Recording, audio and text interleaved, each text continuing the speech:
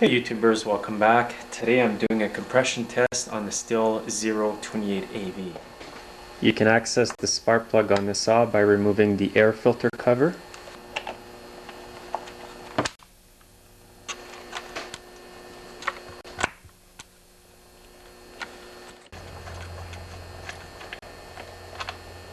Next you're going to need your compression tester. Make sure you've got the right tip.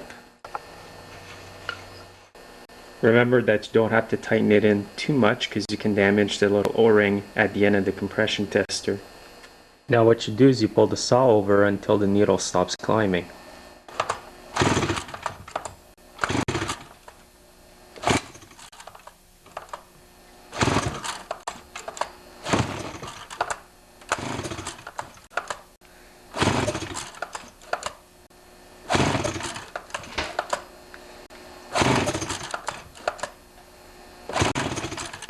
So that's an excellent reading, 160 psi.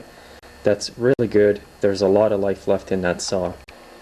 Good operating range for a chainsaw would be between 110 psi to 150.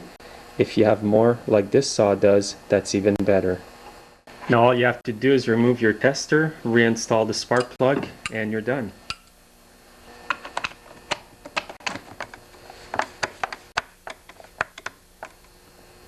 This saw here may be a bit older, but it's hardly been used, and that's the reason why we're getting a high compression reading.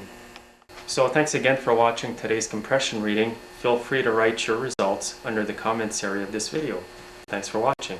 We'll see you next time.